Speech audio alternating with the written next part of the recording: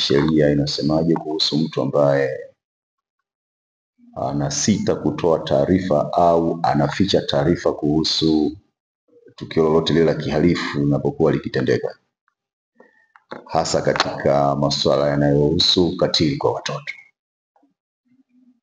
Kwanza kabisa, ukija katika sheria yetu ya mwenendo wa makosa ya jinai, imeweka bayana kwamba kila mtu ana wajibu wa kutoa taarifa kuhusiana na kitendo chochote cha jinai kinachofanywa au ambacho kinakwenda kufanywa. Mtu yeyote mwenye taarifa inayohusiana na kosa lolote la jinai ambalo linaweza kufanyika au linafanyika, basi anatakiwa aweze kutoa taarifa kwa vyombo vinavyojihusisha na masuala yanayohusiana na uzuiaji wa makosa ya jinai.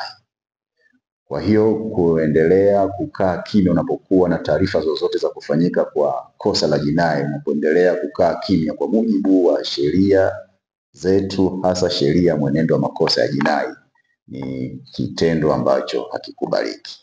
Sasa ukiangalia hiyo sheria ya makosa, sheria mwenendo wa makosa ya jinai hajaweka adhabu kwamba mtu wa namna hiyo anaweza akahukumiwa kwa adhabu gani au akapewa kifungo cha muda gani. Sheria iko wazi.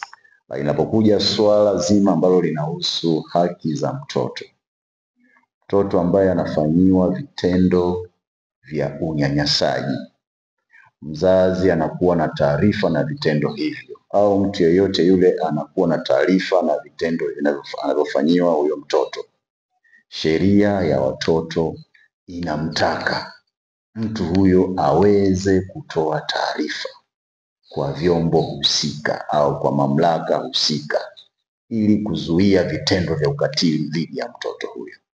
Bahati nzuri, sheria ya watoto yenyewe imekwenda mbali zaidi, ikaweka hata adhabu.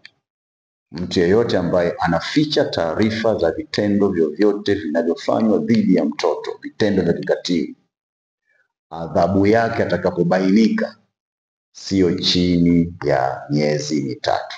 Akipelekwa mahakamani ataweza, akikutwa na hatia, basi kifungo chake kinaweza kikawa ni miezi mitatu. Lakini pia kuna faini ambayo sheria imeweka ambayo pia haizidi shilingi ngapi? Shilingi 50,000.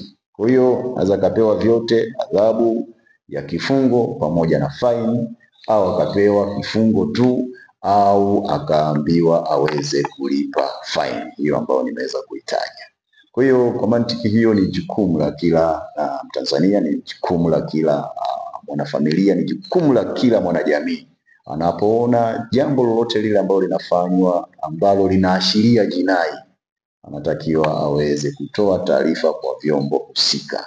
Lakini linapokuja swala la mtoto, swala la watoto, linatakiwa liweze kuchukuliwa kwa umuhimu mkubwa. Yaani hapo taarifa hazitakiwi kabisa kufichwa, taarifa ziweze kutolewa, kwa sababu kama utabainika umeficha taarifa, kuna adhabu kama ambavyo nimeweza kuzungumzia.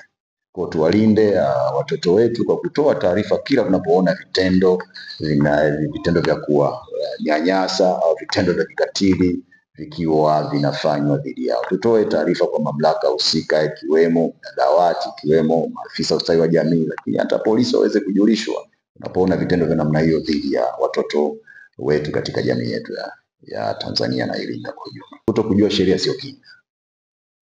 Yaani wanasheria tunasema kutokujua sheria sio kinga. Na hii inamaanisha nini? Kwamba kila Mtanzania anatakiwa afahamu sheria za nchi yetu zinasemaje kuhusiana na jambo lolote hili.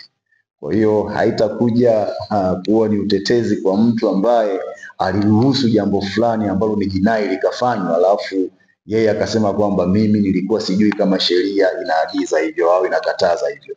Kwa hiyo kutokujua sheria sio kinga, na hii ni rai yangu kwa Watanzania wote, kujifunza au kuangalia sheria na taratibu za nchi yetu zinaongelea nini au zinakataza nini katika masuala mbalimbali, hasa yanapokuja masuala yanayohusiana na unyanyasaji kwa hawa watoto.